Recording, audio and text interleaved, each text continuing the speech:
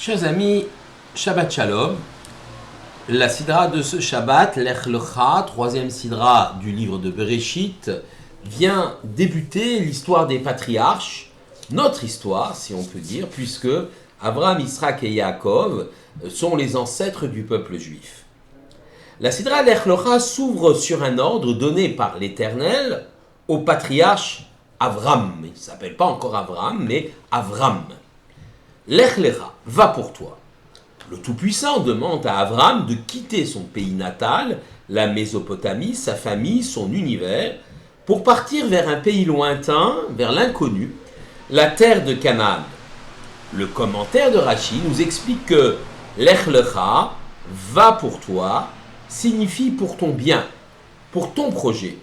Avram, ici en Mésopotamie, n'a aucun avenir. Il est stérile, il ne peut porter les espoirs de la naissance d'un peuple.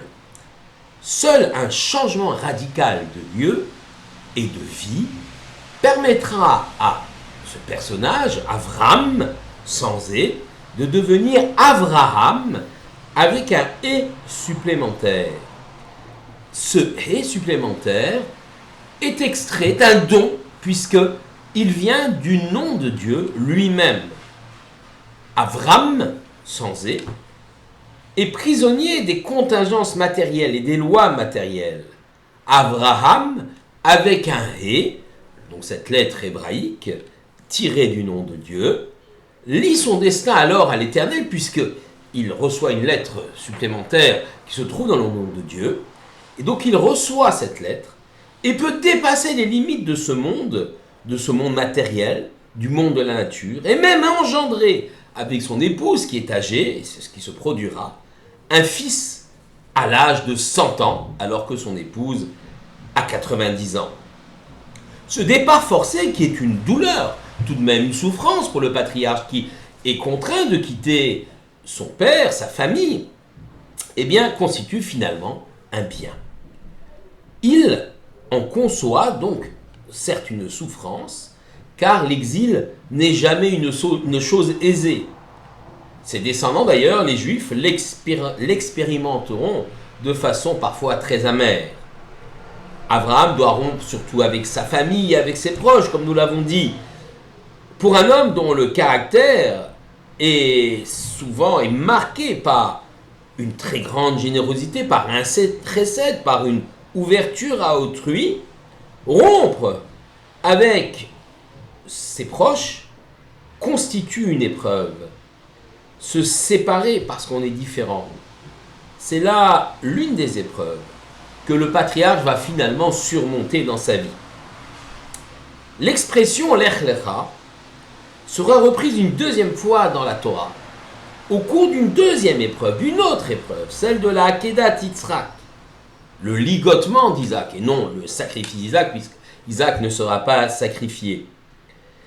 Là, l'Éternel dit Lech Lecha pour la seconde fois, va pour toi, va vers la montagne de Moria, cette fameuse montagne où sera construit le temple de Jérusalem. Cette montagne sera le théâtre de ce drame avorté, de ce drame où Abraham a failli sacrifier Isaac. Évidemment, cette épreuve qui consiste à sacrifier son fils, du moins Abraham le croit-il, puisque finalement Dieu ne lui a vraiment pas demandé explicitement, mais Abraham le croit, est une dimension bien sûr encore plus grande que le premier Lech Lecha, celui de l'exil, et nécessite encore plus de courage que cette épreuve de l'exil. Le fils unique de sa vieillesse, envers lesquels il va fonder tous ses espoirs, devrait alors ici mourir. Le premier Lech Lecha est une épreuve, le deuxième Lech Lecha est une épreuve encore plus grande. Mais la comparaison entre ces deux Lech Lecha est également porteuse d'un enseignement fort. Le premier Lech Lecha, celui de départ, de la marche vers la terre d'Israël, représente un processus de progression personnelle et spirituelle extraordinaire. Un voyage vers la terre de Canaan, qui est également un voyage vers son identité propre, va pour toi. va vers l'être authentique, vers ton identité, vers l'être authentique qui se cache au fond de ton cœur. Le deuxième voyage va pour toi vers le mont Moria, est encore plus extraordinaire. En effet, là, il y a une épreuve qui va marquer les deux individus. Ils sont deux à marcher vers le mont Moria. Le père, Abraham, et le fils Yitzhak. Ensemble marchent et s'élèvent sur cette montagne sacrée. L'épreuve du sacrifice les lie dans la peine, mais aussi dans la fidélité au Créateur. Le sacrifice n'aura pas lieu, comme vous le savez, et le message, lui, va être transmis du Père vers le Fils, dans la fidélité toujours affirmée à l'Éternel. Être juif en toutes circonstances, c'est cela que le Père transmet au Fils, dans la joie comme dans l'épreuve. Un homme peut chercher à s'élever spirituellement seul, mais cette ascension connaîtra des limites. Par contre, s'il s'élève pour entraîner derrière lui ses enfants, pour transmettre, il va encore plus loin. En d'autres termes, la première épreuve, celle du Lech Lecha, est une épreuve très personnelle, même si Sarah va suivre Abraham, mais c'est son épreuve à elle aussi, celle de s'éloigner, celle de grandir spirituellement, mais c'est une épreuve où le patriarche vit cette épreuve de façon assez solitaire. Alors que le deuxième Lech Lecha, la deuxième épreuve, eh bien, le père et le fils cheminent, marchent ensemble, ils vivent ça ensemble, et se fait une transmission extrêmement forte à ce moment-là. La Gemara, Baba Kama, Daf 97, raconte qu'Abraham, en tant que chef de clan, avait eu la possibilité de frapper sa propre monnaie. D'un côté, était gravé l'effigie d'un vieillard plein de sagesse, peut-être Abraham lui-même au crépuscule de sa vie. De l'autre, était frappé un jeune homme et une jeune fille à l'aube de leur union. L'enseignement d'Abraham, finalement, est inscrit sur cette monnaie. L'effort de l'homme, en vue d'élever son être dans la sagesse et dans la Torah, doit être irrémédiablement lié à sa volonté de transmettre cette sagesse, cette spiritualité à ses enfants, à ses élèves, et leur donner la capacité de grandir à leur tour. Être juif, certes, c'est se construire, mais c'est aussi offrir à ceux qui bâtiront le monde après nous les moyens de rester juifs et d'être fiers de l'être. Un autre enseignement me paraît important dans cette sidra Lech Lecha. En effet, Abraham, au départ, nous avons expliqué qu'Abraham devient Avraham. Donc, Abraham, le père d'Aram, une nation, devient Abraham, le père d'une multitude de nations. La lettre He a valeur numérique 5.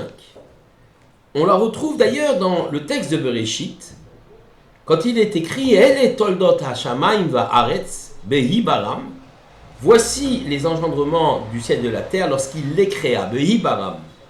Le mot behi baram est écrit avec un petit « e » dans le texte. La Gemara de Menachot 29b explique que l'on peut lire aussi ce mot behe baram. Dieu a créé le monde avec un he. Le he est donc la lettre de la création. Le he est également la lettre du souffle, celui que Dieu a manifesté en prononçant les 10 paroles créatrices de l'univers. Il est le souffle à Neshama, ou la Neshima plus exactement, que l'homme a insufflé dans le corps inerte du premier homme, lui en offrant ainsi sa Neshama. Neshima le souffle, Neshama l'âme. L'homme, donc, couronnement de la création, fut créé avec le souffle du He. Abraham, qui gagne ce He à son nom, donc associe finalement cela, porte une lourde responsabilité, celle de poursuivre l'histoire de l'humanité en se voyant attribuer ce He. Le He, c'est aussi 5 en valeur numérique, en Gematria, symbole des 5 lettres de la Torah. Dieu pense d'abord la Torah, puis s'en sert ensuite comme un plan d'architecture pour sa création. Ainsi, le monde fonctionne selon un schéma préétabli dans le texte sacré. Dieu offrit ce plan, cette Torah à Moshe et au peuple d'Israël. Il leur donne la possibilité de déchiffrer et de comprendre cet univers. La Torah est une véritable grille de lecture de la création. Abraham, qui a vécu avant le Matan Torah, le don de la Torah, fut appelé à être un partenaire presque exclusif de l'Éternel ici sur terre. Il devrait vivre la Torah et ses commandements sans en avoir reçu le texte par écrit. Il peut, malgré tout, essayer de comprendre le monde et l'enseigner par le fait qu'il reçoit ce Hé, symbole même de la Torah et de sa sagesse. L'explorateur des sources du monde, qu'Abraham, devient désormais le sage porteur du sens à donner à l'humanité qui l'entoure, comme un message d'ailleurs qui va, à travers les âges, nous atteindre jusqu'à aujourd'hui. Shabbat Shalom à tous.